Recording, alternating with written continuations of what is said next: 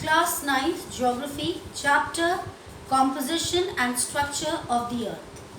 Dear students, today I am going to give a lecture on Chapter Composition and Structure of the Atmosphere. This is the first part of this chapter, which includes the following topics like atmosphere, composition of atmosphere, structure of atmosphere, that is troposphere, stratosphere, ionosphere and exosphere. The remaining part of the chapter will continue in the next lecture. Let us begin with the definition of atmosphere. The envelope of air surrounding the earth is called atmosphere. It is colorless, tasteless and odorless substance and is mobile, elastic and compressible. Atmosphere is a relatively thin layer containing a number of gases, dust and vapor enveloping the air as far as about 10,000 kilometers above the Earth's surface. The most interesting fact about air is that we do not feel its presence unless there is horizontal motion. And air in horizontal motion is called wind. Although air is not as dense as land or water, but it has weight. The pressure it exerts on the surface of the earth is called atmospheric pressure. Composition of atmosphere. The earth's atmosphere consists of a mixture of various gases surrounding the earth up to approximately 10,000 kilometers. It is an envelope of gases encompassing the earth held by gravity. Two main gases, that is nitrogen 78% and oxygen 21%, make up about 99% of the clean dry air. The remaining gases are almost inert and constitute about 1% of atmosphere. On the basis of composition of gases, the atmosphere may be divided into heterosphere and homosphere. Structure of the atmosphere. On the basis of structure, the atmosphere is divided into four layers: troposphere, stratosphere, ionosphere and exosphere. Troposphere. The term troposphere literally means the region or mixing. It has been derived from the Greek word tropos, meaning mixing or turbulence. It is the lowermost atmospheric layer in which we live. Life exists only on this layer. Virtually all weather phenomena that affect our life directly take place within troposphere. The average height of troposphere is fixed at 14 kilometers above sea level. However, its height varies from place to place and season to season. Under normal conditions, the height of the troposphere is about 8 kilometers at the poles and about 18 kilometers at the equator.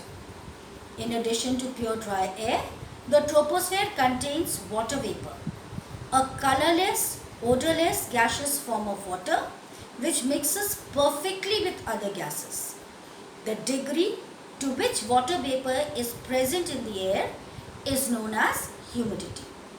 Water vapor condenses into clouds and fog. If condensation is excessive, rain, hail, snow or sleet, which is collectively termed as precipitation, may result. The troposphere contains particles of dust which serve as nuclear centers around which the water vapor condenses to form cloud particles. This is more common in the air in industrial cities, which discharge chemically active dust into the air. As a result, a perpetual haze or smog hangs over the city, which we call pollution. The next important feature of the troposphere is that there is decrease of temperature with increasing altitude at a mean lapse rate of about 6.4 degrees Celsius per kilometer. There is an abrupt change in the lapse rate at an altitude of about 14 kilometers. This level of change is troposphere, which marks the upper boundary of troposphere. The elevation or height of troposphere is least at the poles, that is between 8 to 10 kilometers, and maximum at the equator, that is 16 to 18 kilometers. Next is stratosphere. The lowermost limit of stratosphere is at tropopause. This layer is free of water vapor and dust. It extends from 18 kilometers to 80 kilometers between 50 degree and 60 degree latitudes. In this layer, the temperature does not change with altitude. In certain situations, there may be slight increase in temperature with elevation. No visible phenomena take place in this layer. Cirrus clouds, which is called the mother of pearl clouds, are occasionally formed in lower stratosphere. One important feature of the stratosphere is that it contains the ozone layer. There is a maximum concentration of ozone, which is a vital gas, between 20 to 30 kilometers. This region is also called ozonosphere.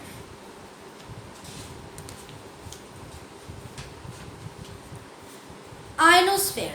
Ionosphere extends from 80 kilometers to about 480 kilometers. In this layer, the ionization of molecules and atoms occurs mainly as a result of ultraviolet rays, X-rays and gamma rays. Ionization refers to the process by which atoms are charged into ions through removal or addition of electrons, giving them an electrical change. In this layer, the temperature decreases with increase in elevation until a low point of minus 100 degrees Celsius is reached. Beyond this level, the temperature increases again as a result of absorption of short wave solar radiation by the atoms of oxygen. Nitrogen is extremely rarefied air of ionosphere. Ionosphere reflects low frequency radio waves but absorbs medium and high frequency waves. Thus, this layer is especially important in long distance radio communication. Next is exosphere. This outermost layer of atmosphere forms the outermost boundary of our atmosphere. The atmosphere in this region is highly predominant with rarefied hydrogen and helium gases. We will continue with the second part in the next video.